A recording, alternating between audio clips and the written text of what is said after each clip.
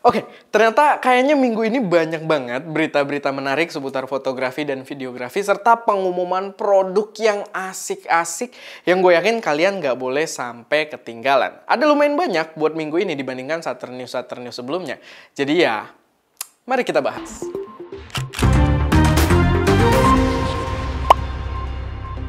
Seperti biasa, episode Saturn News kali ini disupport oleh toko kamera Fokus Nusantara.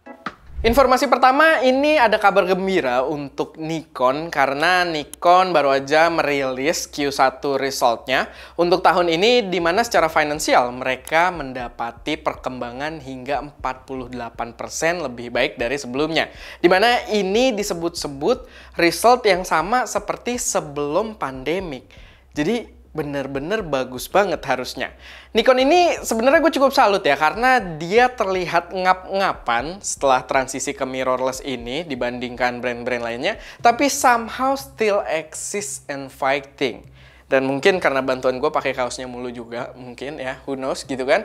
Dan ya itu membuat gue jadi cukup respect juga, dan akhirnya kemarin gue cukup excited dengan munculnya Nikon Z9. Gue tadi bergaya kalau Bella nggak kedengeran di sini, lucu juga sih, tapi ya udah, kemunculan Z9 kemarin cukup mengebrak pasar. Gue mulai ngelirik Nikon lagi, dan ya gue rasa mereka punya masa depan yang cukup menarik. Apalagi kemarin pas ke Karimun Jawa, gue juga cobain kamera terbarunya. Kalau kalian kepo, jangan lupa subscribe karena menarik banget. Selanjutnya ini ada kabar yang dikhususkan untuk para sultan atau para pekerja yang sangat profesional yang ranahnya udah jauh di atas gue gitu ya. Karena ini ada informasi dari kamera Cinema Red yang mereka baru aja available pre-order untuk kamera flagshipnya. Yaitu adalah Red V-Raptor XL 8K Vista Vision. Dari namanya aja udah agak gumoh gitu ya. Dan ya kalian udah bisa pre-order sekarang dengan harga sekitar 39.500 US dollar, atau kalau dikonversiin aja ke rupiah itu sekitar 600 juta rupiah.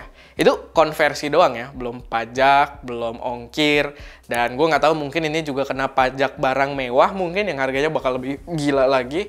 Tapi alat profesional tuh kena pajak barang mewah nggak ya? Tapi ya itu sedikit pertanyaan-pertanyaan orang susah. Dan ya kalau kalian tertarik, silahkan dicek gitu ya. Gue nggak bisa berkata banyak lagi, tapi yang jelas itu ada kamera baru yang luar biasa dari Red Camera. Selanjutnya ini ada Tamron yang ternyata mereka mengambil langkah yang cukup aneh karena mereka mengumumkan kalau lagi develop aplikasi Android buat connect lensa. Setelah gear-gear lain pada bisa connect ke HP gitu ya, sekarang Tamron berusaha agar lensa bisa connect ke HP. Dan tujuannya sebenarnya cukup jelas sih, biar bisa update firmware dan juga customize lensa on the go gitu, dimanapun. Dan koneksinya juga di sini kelihatan kalau dia nggak pakai Bluetooth gitu-gitu, dia pakai kabel. Cuma mungkin ini bisa di kamera atau di lensa terbarunya Tamron aja karena dia membutuhkan koneksi Type-C. Di situ sih dijelaskan dia kabelnya pakai Type-C ke Type-C, jadi HP-nya juga mesti yang pakai Type-C. Cuman gue agak bingung sih kalau misalkan kita bisa atur pakai aplikasi gitu ya. Selain update firmware, emang kita mau ngatur apa lagi sih lensa gitu ya? Apa yang bisa kita atur di dalam lensa? Atau yang berpotensi bisa kita atur? Minimal focus distance kah? Atau limiting focus distance? Entahlah, mungkin kalian boleh juga komen di bawah. Tapi ya itu, gua rasa implementasi yang ya gue pengen lihat dulu sih, menarik atau enggaknya. Selanjutnya ini ada produk terbaru yang diluncurkan oleh Peter McKinnon. Jadi ini jajaran produk-produknya Peter McKinnon yang membuat gua sangat tertarik. Jadi dia sekarang bikin semacam kamera tool gitu seharga 95 US dollar. Emang nggak murah sih, tapi melihat apa yang ditawarkan, gue pribadi sangat-sangat tertarik. Sistemnya itu menarik banget, jadi dia kayak pisau lipat, dan kalau kalian yang nontonin Peter McKinnon pasti tahu dia doyan banget mainin pisau kayak jadi satisfying gitu. Dan tools ini memberikan feel yang sama, gue rasa, dengan fungsi sebagai alat bantu kamera gitu ya. Dan kalau kalian tahu, atau ya kalau kalian ngikutin SM Media mungkin harusnya udah tahu juga, kita juga punya, tapi ini punyanya Ulanzi, dan ini cukup low budget juga, cuman ya punyanya Peter McKinnon tersebut membuat gua sangat tertarik. Karena desainnya tuh keren banget, sistemnya juga keren kayak pisau lipat. Kayak kalau di sini kita harus keluarin gitu mau pakai yang mana, kalau dia ada sistem bisa ngedorong gitu, ngekick jadi agak cek, terus kita tinggal buka dan dia bisa ngeklip juga di ujungnya ya. Kayak kalau gini cetak gitu kayak kayak satisfying banget, enak banget. Warnanya juga hitam, gagah banget gitu ya. Sampai kepala-kepalanya itu bisa diganti dengan warna hitam pekat. Gagah banget. Dan dia bisa diselipin juga di kantong karena ada klipnya, bisa diklip di kantong kita. Sama yang menarik lagi, dia punya SD card slot. Which is gue sama sekali tidak kepikiran kalau sebuah multi tools buat kita bawa-bawa para pengguna kamera itu bisa naruh SD card slot juga. Biar ya mungkin slot cadangan atau semacamnya, tapi yang jelas bener-bener menarik banget. Gue nggak tahu kapan bakal masuk Indonesia, tapi produk yang menarik dan gue rasa kalian perlu untuk aware. Lanjut lagi, sekarang Aputur mengumumkan tube light kecil dengan akurasi warna yang presisi. Dan kita penggemar juga, kita pakai light tube. Ada di sini. Dan ini bisa RGB juga. Cuman ya itu yang versi kecilnya. Sebenarnya bukan pertama kali terlihat ya secara online karena udah banyak dimension juga di acara NAB tahun ini gitu ya, NAB kemarin. Dan pastinya yang menarik adalah integrasi dari tube light kecil tersebut dengan aplikasi Sidus Link-nya. Dimana berarti bisa masuk ke ekosistem Aputur yang udah begitu luas. Cukup menarik, buat harga dia dijual seharga $199. Gua rasa masih cukup reasonable, tapi ya balik lagi ke workflow kalian dan kalian yang menentukan juga worth it atau enggak buat kalian.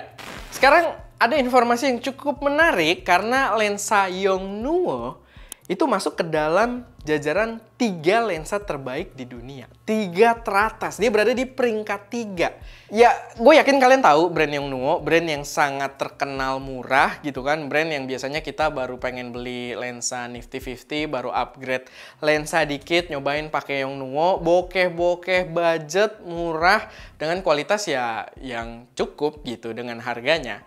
Dan gue yakin kalian udah familiar, tapi yang 85mm f1.8-nya ini menduduki peringkat 3 lensa terbaik di DxOMark. Dan ya, tapi ada beberapa note di sini. Gue pribadi bukan pemuja DxOMark, walaupun banyak sekali pasti teman-teman kalian pengguna kamera atau kalian sendiri yang memuja DxOMark.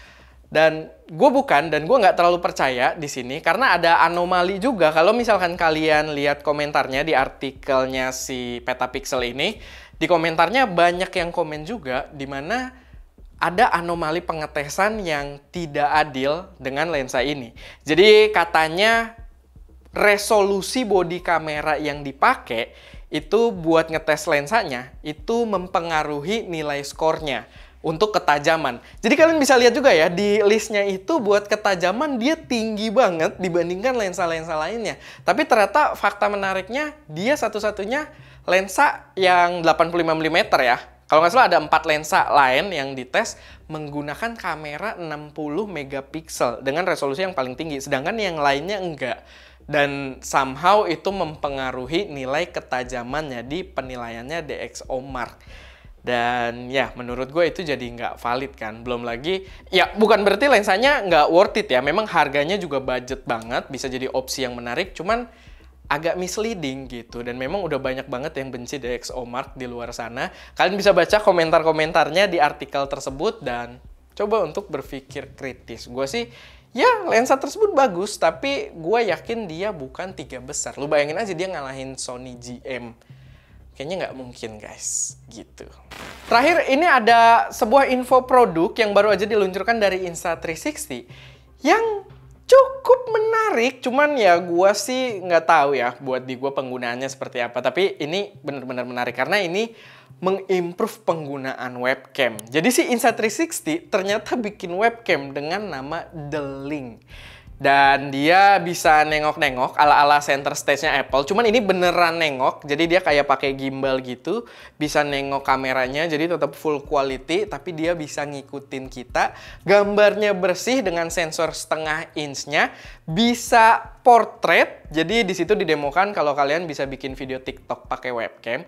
Walaupun siapa yang bikin video TikTok pakai webcam gitu ya. Tapi gue nggak ngejudge sih, karena gue juga pernah bikin video TikTok, Instagram Reels pakai mirrorless gitu ya. Jadi silakan aja. Cuman ya balik lagi penggunaannya menarik, implementasinya menarik, bisa dikontrol pakai gesture juga, dan ada noise cancelling system yang bener-bener proper, bukan kayak software noise reduction gitu, bukan. Dia adalah sistem noise cancelling dengan dual noise cancelling mic.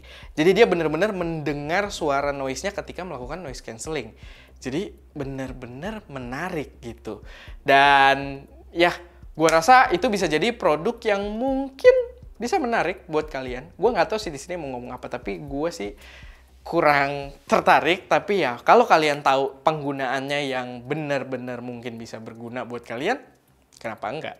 Dan ya, itu aja sih sedikit informasi di Saturn News kali ini. Kalau misalkan ada koreksi, saran, atau pertanyaan, atau kalian punya informasi tambahan yang gue agak kelewatan, karena banyak banget sebenarnya informasi yang gak gue angkat di sini, karena masalah poinnya udah banyak banget. Kayak ada smart glasses dari Xiaomi yang baru, yang bentuknya ini, tapi kita nggak bahas itu. Udah, pokoknya kalau kalian punya informasi tambahan yang mungkin menarik buat teman-teman yang lain, silahkan taruh aja semuanya di kolom komentar. Dan ya, itu aja. Gue Erwin, di belakang kamera Daska, dan jangan lupa untuk berkarya.